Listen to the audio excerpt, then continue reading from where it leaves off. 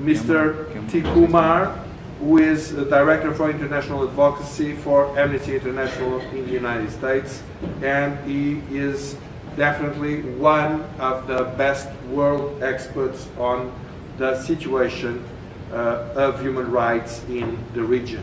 He has a very extensive knowledge, and it is really an honor to be here again by your side. And you please make your statement. Thank you. Thank you very much. I'm extremely pleased to be here in a sad way. Please, because you're organizing, the Baloch people are organizing this event to bring the continuing suffering of their people back home, and no action has been taken, domestically or internationally. We have been working on human rights abuses in a number of countries, and I have been working on Pakistan for almost 15-20 years. There are other issues in Pakistan, but Balochistan stands out. Why Balochistan stands out is since 1947, since the independence, the abuses have been happening, but it intensified in 2002. And mass-scale disappearances, torture, extrajudicial executions, and other abuses are continuing to take place. Why it stands out compared to other countries is that even though all these abuses are happening, it rarely gets attention. In Pakistan, everyone talks about Pakhtun, that the northwest frontier where the Taliban fight is going on. The suffering of Baloch people never get attention. The disappearance is far greater here, by the way. Even in northwest frontier, the disappearances are happening, but here it's far greater. That's why these events are extremely important to bring attention. So what's happening in Balochistan? From the human rights point of view, what's happening in Balochistan is something, first of all, as I mentioned, disappearances. It stands out, it differs from other countries where disappearances take place. The reason is, in other countries, at least the intelligence agencies and other military groups do it clandestinely. They don't do it publicly.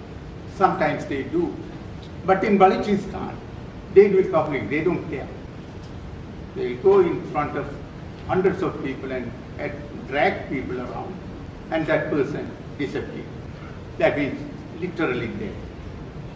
They'll go into houses with uniforms, take people in, and they will deny they have been taken into custody, and they disappear.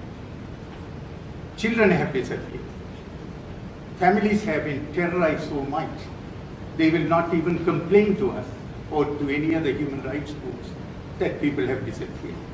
Out of fear, their loved ones who have been abducted may be killed if they try to tell the story. Or they themselves or their other brothers, sisters may get disappeared. So that level of terror has been going on. Not for 1 year, 2 years, but years and years it has been going on. That's why this issue of mass killings, disappearance, extrajudicial execution need immediate attention to ensure two issues. Number one, stop this behavior. Number two, to ensure that at least some justice is being done to the people who lost their loved ones. We are not talking about 1 or 2. Thousands have disappeared. Thousands. Numbers range from 20 to 40,000. But the numbers may be much higher because people are scared to even report that people have disappeared. When they take people into this custody, sometimes or majority of the times you will never find the bodies.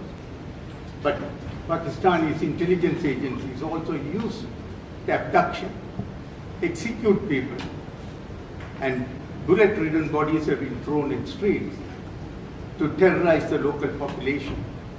that if you speak out, then this will happen to you. So some bodies have been thrown out in the streets. When people speak up, they themselves get into trouble. They are not, number one, allowed to go outside. Recently, 2 people who were trying to come to New York were stopped from leaving. Eventually, they were allowed to go. One non-Baloch person who voiced concern was executed. So even locally, no one can speak out in a meaningful manner. That's why international community has to get involved. So whether international community is doing its due is something very disturbing.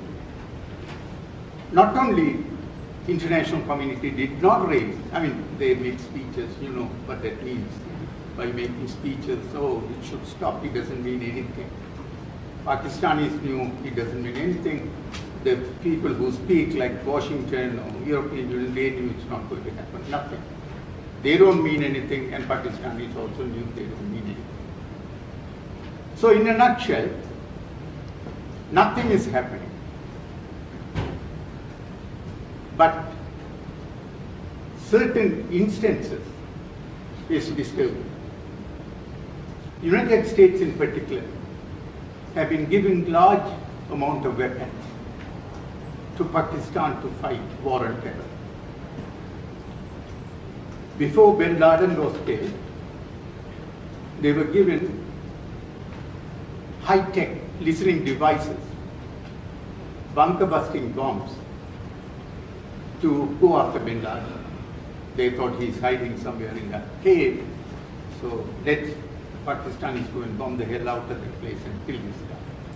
But you know what happened. He was living in a nice place next to an army camp. But what happened to these weapons that were given, that was used against Balochistan? There is a famous leader called Nawab Bukti. He was killed in a cave. He is one of the main, highly respected, some 70-year-old, 78-year-old leader. He was former chief minister, leader, you know, highly respected. They killed him using American devices, listening devices, to track him down. They killed him with the same weapon that was given to track down bin Laden and killed him in the bunker-busting bombs. When we raised the issue, there was evasive answers. So what happens is you are not only not speaking out, but the weapons that were given have been used not against the intended target of war and terror, which we have questions about that, but their own people. That's what the question is. So whether the US is going to be keeping quiet is the issue. By the way, we paid very special attention to Nawab Bukti because he got into this fight with the military because of a non-Baloch woman.